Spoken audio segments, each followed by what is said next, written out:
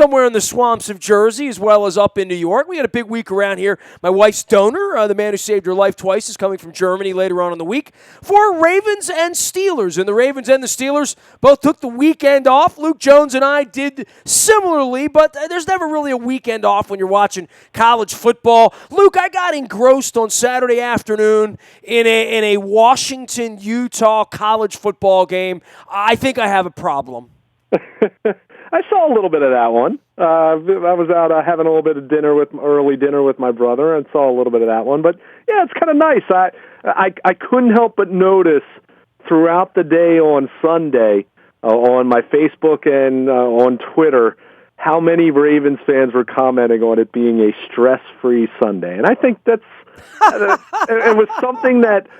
Look, everyone remembers what it was like before having this team around. So it's terrible that it brings these people stress, I think. You know? Well, it's one of those, but it always brings you stress. But when a team's playing well, it's good stress, right? I was happy watching the Cubs and the Indians play that I had no dog in the hunt. It felt good that there was no stress for me because it felt like everybody else pretty stressed out. Yeah, it does. But at the same time, it is a reflection on how October went for the Ravens, and as much as we talked about the players needing a break, I think fans need a little bit of a break. So it's kind of nice to sit back and watch the games, college action on Saturday and then NFL action on Sunday that started at 9 o'clock in the morning. And to be totally honest, as someone who has not been overly enamored with the product really the last few years in the NFL, seeing maybe not the same level of play as I saw before, and certainly this year, I mean, there's been well documented drop in ratings and some of the primetime games leaving a lot to be desired.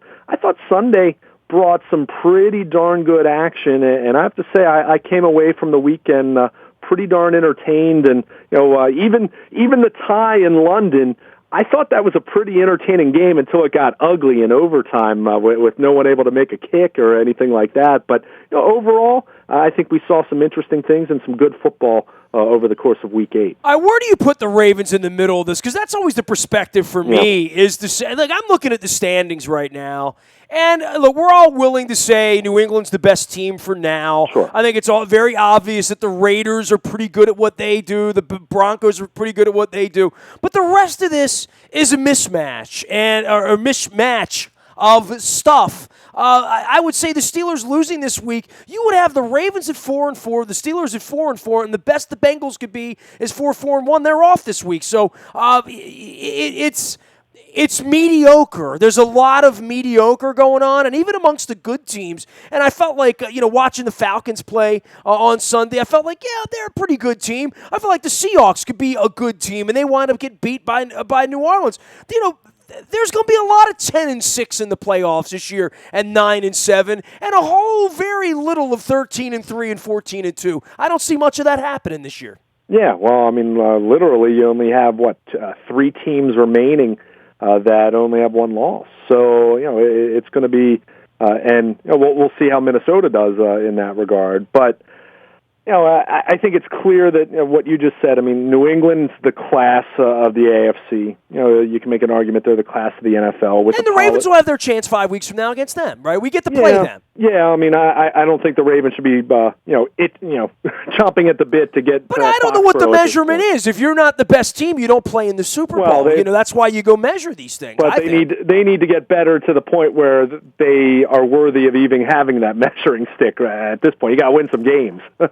Well, the Bills get 2 of those measurements every year, whether they earn it or not. Same thing with the Steelers and the Bengals. I mean, we still got 4 games with those teams, and I hear what you're saying about focusing on that, but I do think it'll be interesting when you go up to New England. I mean, if you're going to lose 38-13, I mean, there aren't a whole lot of John Harbaugh 38-13 losses over the 8 or 9 years, so I don't expect them to get smacked around in New England. I really don't. Well, let's see what happens. I mean, we're talking. You're talking something that's 6 weeks away still. But I'm always looking forward to my visits to Foxborough. Well, it's supposed to be 1 game at a time, right? But no, I mean, I think you look at this AFC right now, just to keep it in the AFC. I mean, New England's clearly the class of this conference. I mean, they're a lot better than everyone else right now, and will that change? Will a team like Pittsburgh, who has looked really, really good at times, will they get themselves straightened out once Roethlisberger's back and healthy? And there were conflicting reports on Sunday about whether he's going to play against the Ravens or not. I saw one that said you knew those decoys were coming out of Camp Tomlin, right? Who knows at this point? We'll see if he practices this Same week. thing Harbaugh would be doing to them.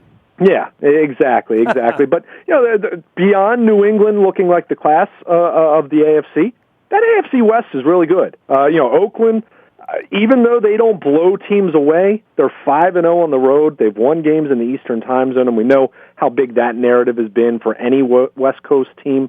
That offense is impressive. I mean, Derek Carr, I've been a believer in him since last year. I've said for a while, if you ask me to name who the next great young quarterback is, that guy that we don't consider great yet, but I think will be, he's been my guy that I see in that position, and certainly throwing for 500 yards and overcoming 24 penalties committed by his team in winning it. There were a lot of flags everywhere over the week. I mean, that Washington team, Norman can curse up a storm after the tie and all that, but there's a lot of chicanery in the league. There's a lot of reasons to throw flags. Sadly, I think. Well, and there's a lot of reasons not to throw flags, like some of these celebration things that we're seeing, where it just gets to a point where give it a rest. And look, I'm not even the guy that loves seeing all the celebrations all the time. I mean, some of them I think are really good, and others I think are too contrived and come across as really phony. But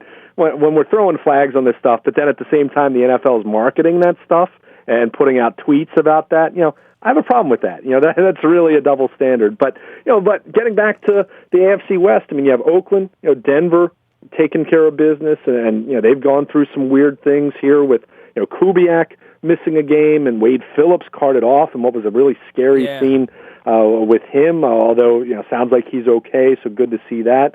But they've continued to roll. I mean, they're 6-2 right now. Kansas City loses Alex Smith, and they find a way to win, even though I don't think very much of that Indianapolis team at this point. Not impressed with them. When Nick Foles comes in and throws a couple touchdowns, and you lose by 16 points at home to a team that lost their quarterback. And even San Diego, I mean, don't get me wrong. You look at their record right now, they're 3-5. I get that, but that's an exciting team. And talk about another team that's been in some close games. And they're different from the Ravens in the sense that the Ravens have played a lot of close games, but they've been low scoring because they have a good defense and their offense has stunk. San Diego has scored a lot of points. In fact, I believe they've scored more points than everyone in the conference. Just off the top of my head. I think New England's kind of right there with Only them. The Falcons have scored more points than the Chargers. Yeah. So, I mean, it shows how exciting they've been. And consider, they've lost Keenan Allen and Danny Woodhead. I mean, they've lost some big names on that football team, and yet they've continued to score a lot of points. Problem is their defense doesn't stop anybody, but that's an exciting team. That AFC West, in my mind, is the best division, certainly in the AFC, top to bottom.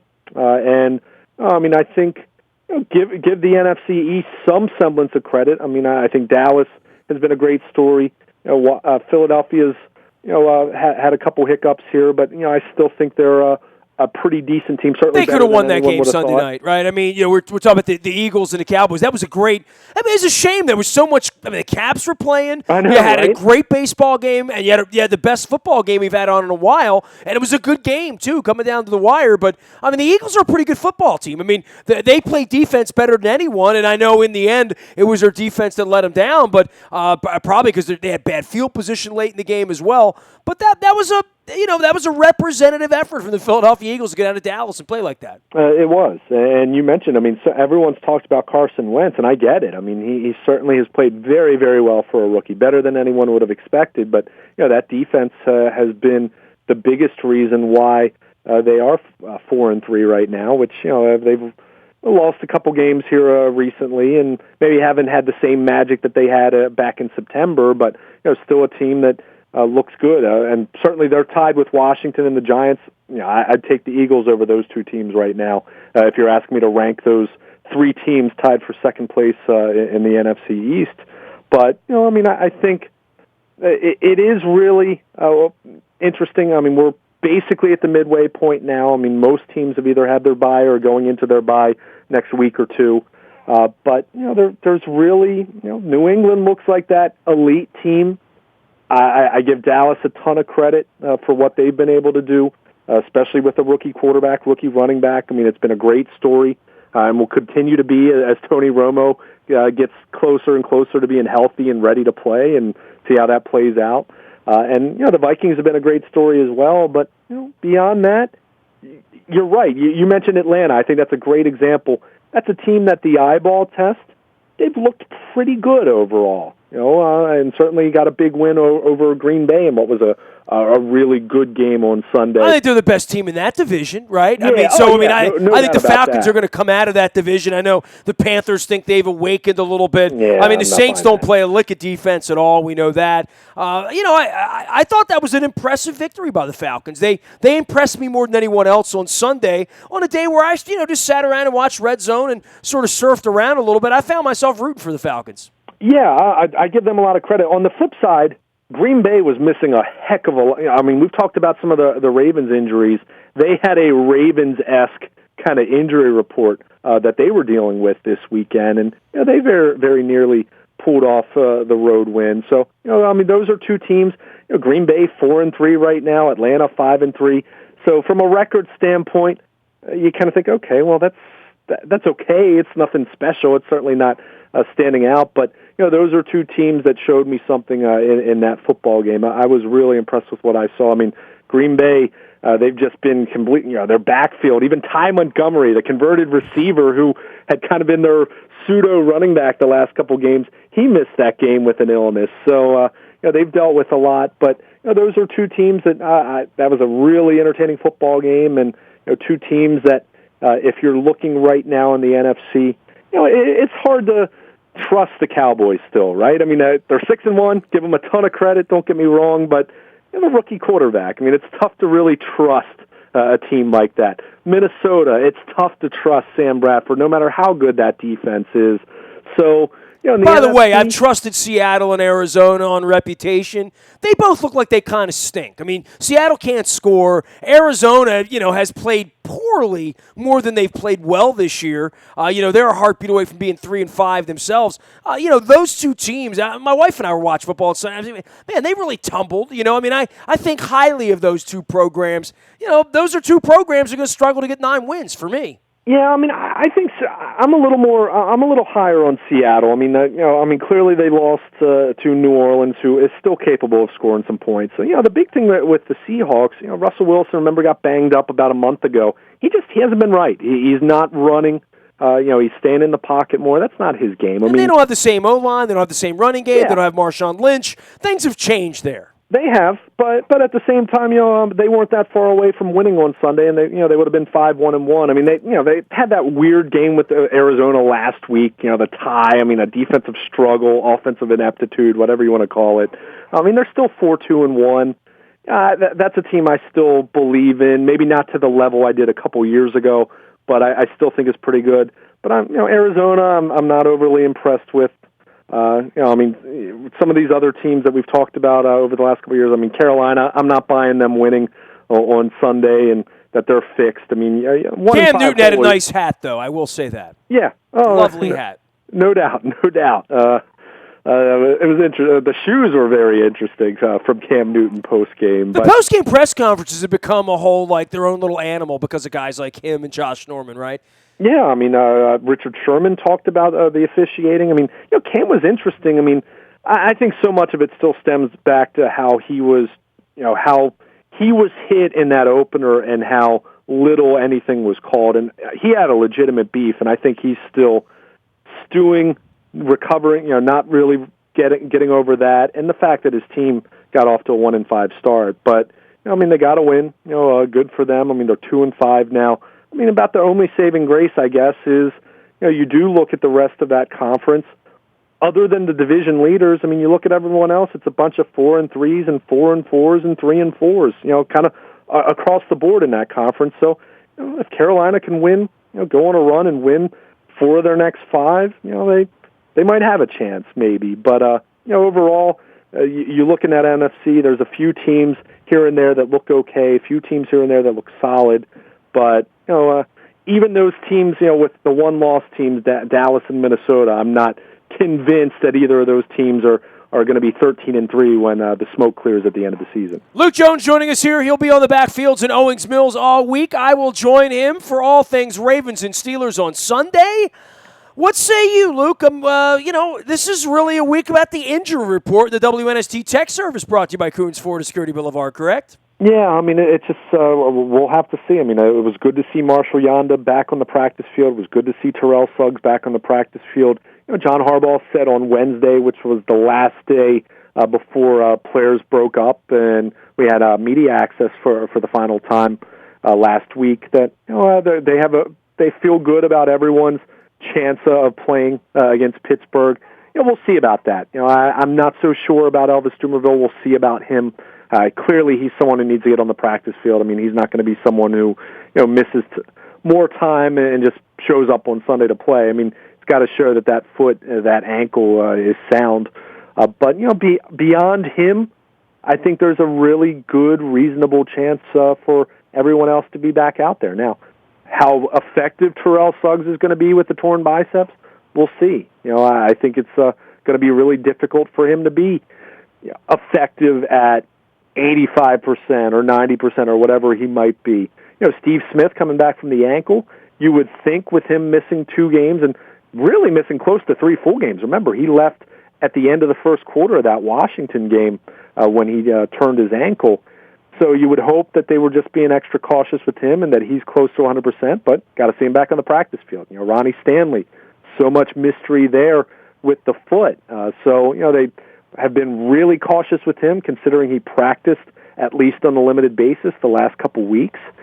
So you would hope that was a case of, let's get him 100% after the bye, and then it's not an issue anymore. So, it's not just having these guys come back, but how effective are they going to be? In the case of Marshall Yanda, the shoulder issue, that for him to miss 2 games, that tells you that it's not just the stinger he was dealing with. I'm sure there's something structurally wrong with that shoulder for him to miss that much time, and it's going to be a matter of how strong can he be playing through that the rest of the year. So, just a lot of questions, especially with the older members of the team that are on that injury report.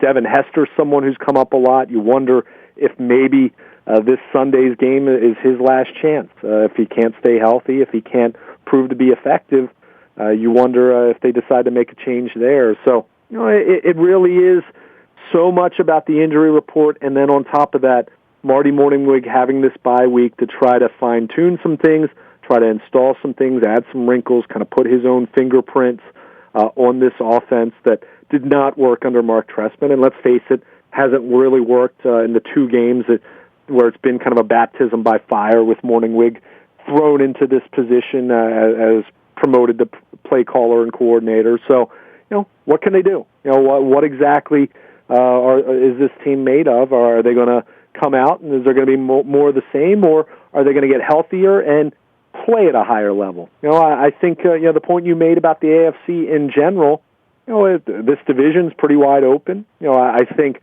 the wild card is probably going to be difficult the way it's looking right now, the way the West is looking, where you have potentially 2 wild cards coming from that division. So, it's really going to be the AFC North the way it's looking. So, can the Ravens beat Pittsburgh, whether it's Roethlisberger or not, and even up this division, and get that 4-game losing streak in the rearview mirror and start playing some better football? I mean, I think mathematically, from a position standpoint, they're right there to be able to make a run. But knowing what the second half schedule entails, they got to play a lot better than what we saw in October, and that's going to be the big question.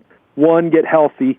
2, having those players back on the field, it has to translate to success, because the way they played through the first 7 weeks of the season, they play like that the rest of the way, hard to imagine too many more wins on that schedule. Yeah, and who will these Steelers be that we see on Sunday as well? Sure. Ben Roethlisberger, the team that got creamed by the Eagles, the team that's lost a couple of games now. I mean, look at the Bengals. I mean, we watched them play all morning on Sunday.